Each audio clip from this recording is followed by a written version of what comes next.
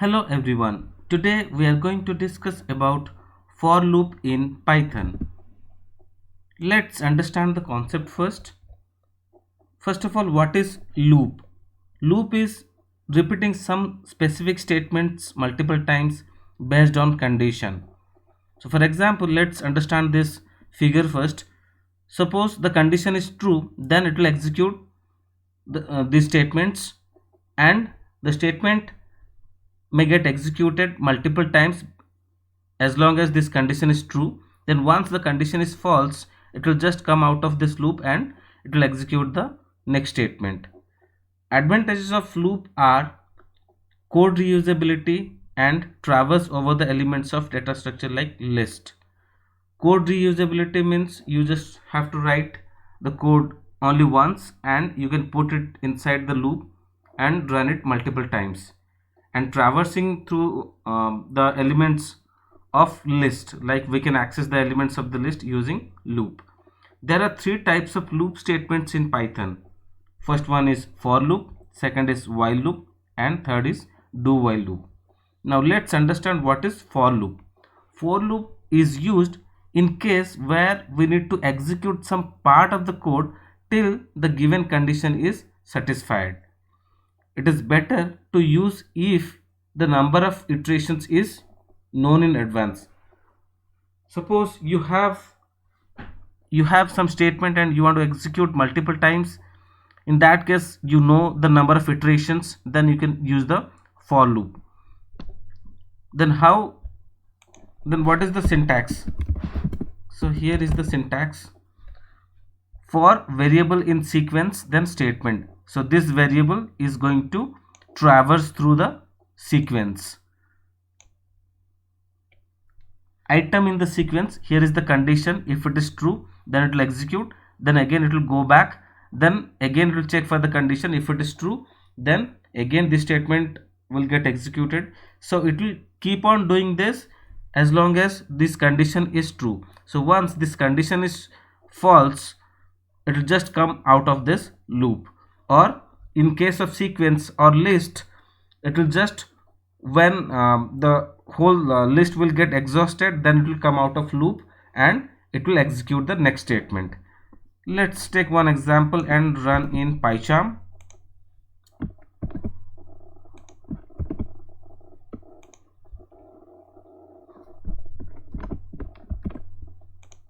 Execute this.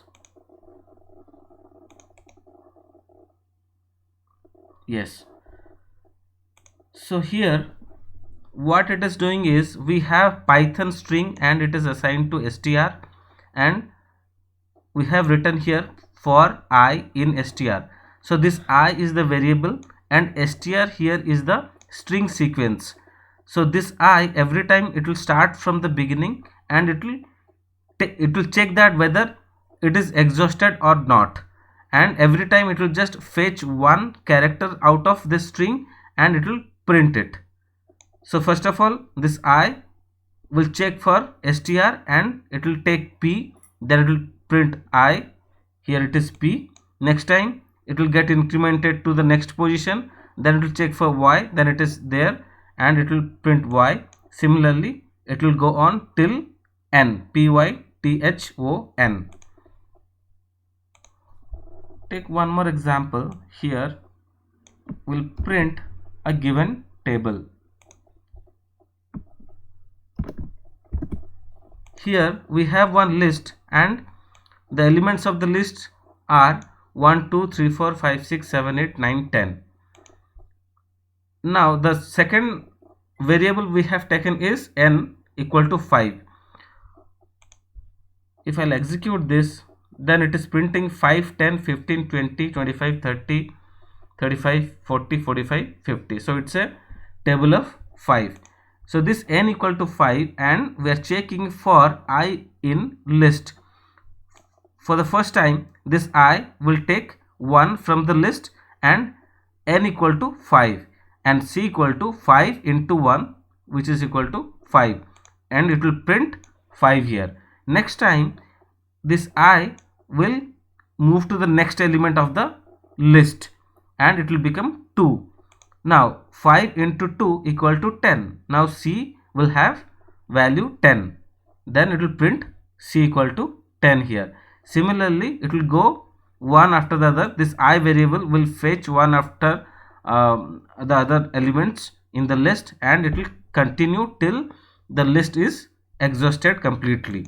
And finally we are going to get output like this, because every time it is n equal to 5 and it will fetch one element from the list and it will get multiplied, and finally the printing is done and it is displaying over here 5 to 50.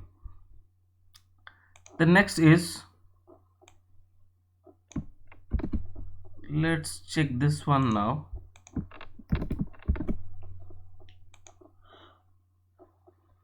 Here the list is 1 4 2 5 6 7. First of all, it will fetch the first element. Now I equal to 1 and sum equal to 0 for the first time. Then 0 plus 1. So first of all, sum value will be 1. And next time again it will fetch the second element, that is 4.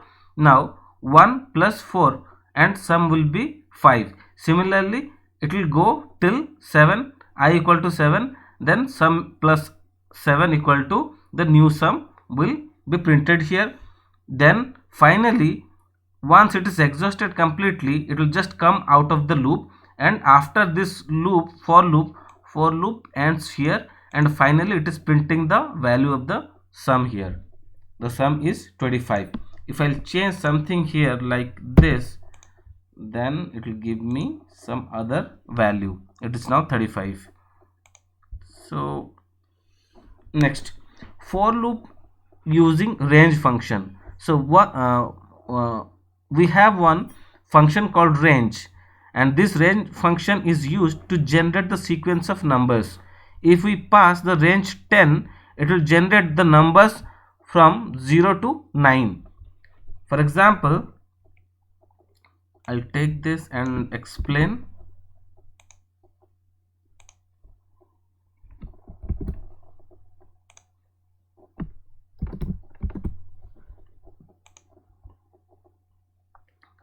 Yes, so 10 here we have range 10. So here it will take first, it will start from 0 and then it will print here 0, then with and equal to space it is giving some space, and next time I will become 1 and then again it will print 1. Similarly it will go on till 9. So here if you have 10, it will print till 10 minus 1, that is 9. Range will have few arguments. It is start, stop and step size. Start represents the beginning of the iteration. Stop represents the loop will iterate till stop minus 1. The range 1 5 will generate numbers 1 to 4 iterations. It is optional. So this is optional, and again the step size also optional. The step size is used to skip the specific numbers from the iteration. It is optional to use. By default the step size is 1 and it is optional. We'll take one example and see here. For example, we have here we'll take one input from the user and then we'll just multiply it and see what is its printing. Suppose I'll give 10. So it is printing the table of 10. So first of all it is asking for the input and I am giving here 10 and it is keeping inside n. Then now for I in range 1 to 11. So for I is the variable and the range is start and this is stop, and by default it will get incremented by 1. So that is the step size. So if it is not given, so by default it is 1. So this one is for start and this one is for stop. It will iterate from 1 to 10 because here the stop will be like stop minus 1. Exactly, it will just continue from 1 and it will end at stop minus 1, that is 11 minus 1, that is 10. So C equal to n into 1. For the first time n value is given as 10 into 1, then C will get printed as 10 like this. So this is the formatting I have done here. First of all, n is 10, then it is asterisk mark, then again I is 1, then finally equal to, then the result. Similarly, for the next round, I will become 2 and C equal to 20. So this 20 will get printed. So it will just iterate till 10. So finally I value will be 10 and C value will be 10 into 10, that is 100 for the last item, and after that it will just come out of the loop. Now let's understand one more example. Here we'll print even number. So in case of even number, it will just ask for the input from the user till what point it is going to print. For example, if I'll give 10, it will just print till 10, I mean below 10. So it will start from 2, the range starts from 2, then the maximum range I have given here 10, and here the step size is 2. So here explicitly I have given the step size as 2. So it will, first time it will print 2, then again it will get incremented by 2 as per the step size, then it will print 4, then similarly 6, then 8, then when it will come to 10, it will not print because it should print till 10 minus 1, that is 9, and 9 is not even number. So it will just print 2 and then 4, then 6, then 8, because the step size is given as 2. So likewise it will print, and it will print till 2 till 8. So it will start from 2 and it will print till 8. Next is using length function.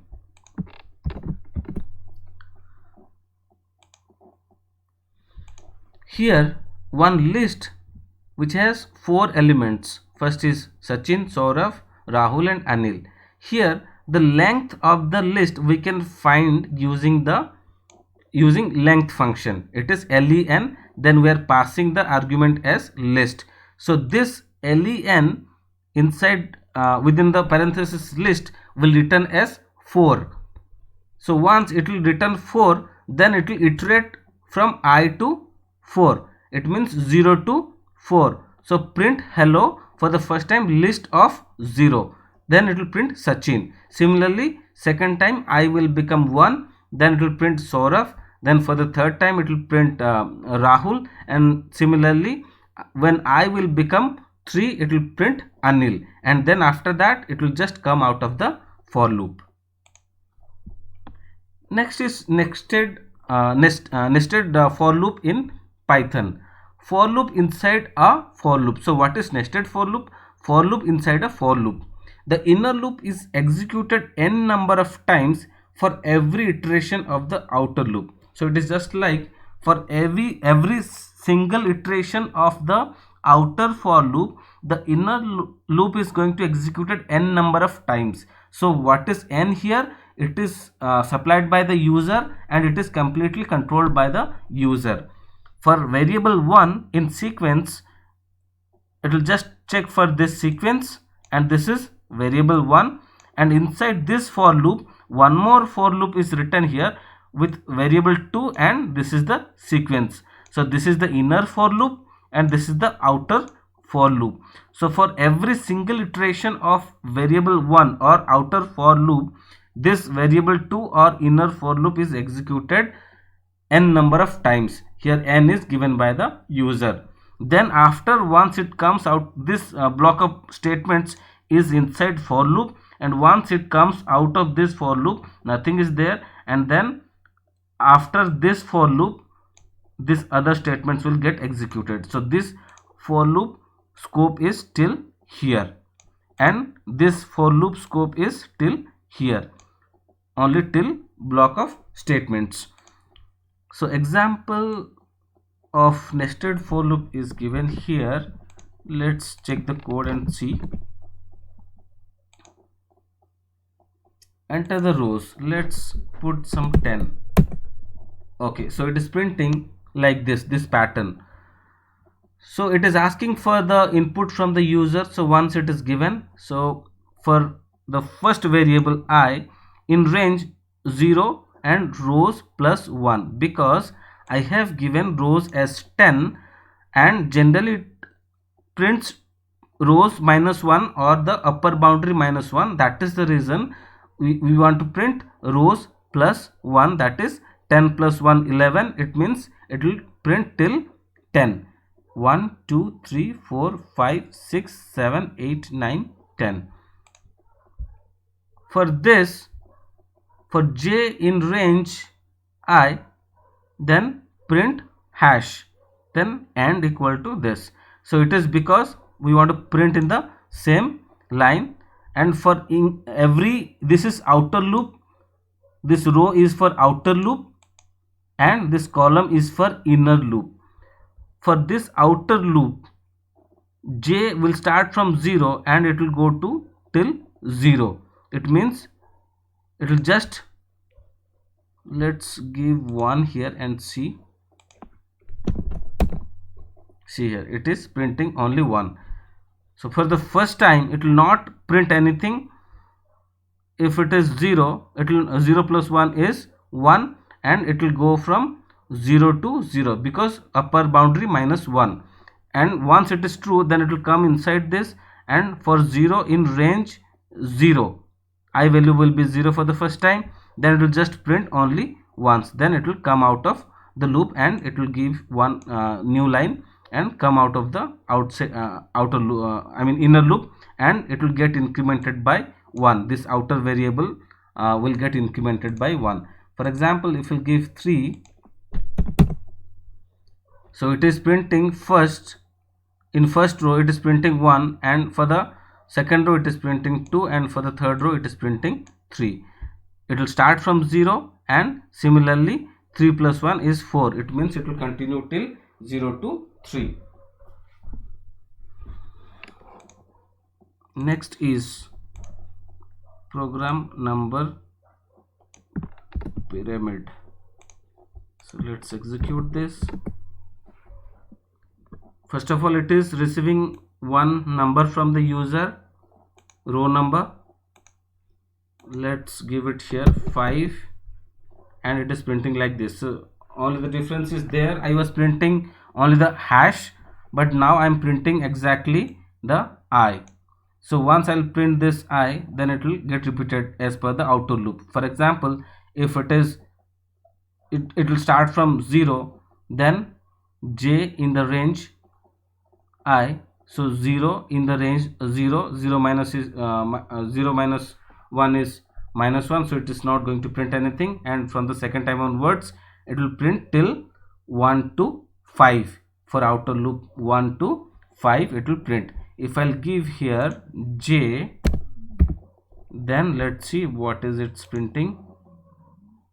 I'll give 5 again. See here it is 0 0 1 0 1 2 0 1 2 3 0 1 2 3 4. So as I said that it always starts from 0 till this I value. Now next is else statement.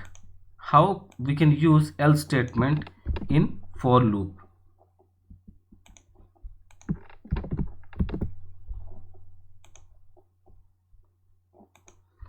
Here I in range 0 to 5 and print I. So it is 0 to 4 actually, 0 1 2 3 4. So once it is completely exhausted, once it is printing 0 1 2 3 4, it is just complete the for loop and come out of the for loop, and it is going to this print statement. So let's see this. For loop completely exhausted since there is no break. So it means we don't have any break statement inside the for loop, and it is completely exhausted and it is coming to the else part. Now we'll take this and understand how this break will work inside for loop. So here it is checking, first it is 0, it is printing 0, then break. So it is not iterating for 5 times, it is simply it is getting out of the loop for the first time itself. It is just going inside the loop and coming out of the loop, and it is not printing here this part, this else part. The reason is that it is not exhausted. It is just based on this break, it is just coming out of the loop and it is printing the loop is broken due to break statement and came out of the loop. For example, if I'll give one condition like if I equal to 1, then it should break. So let's check. So it is printing 0 and 1.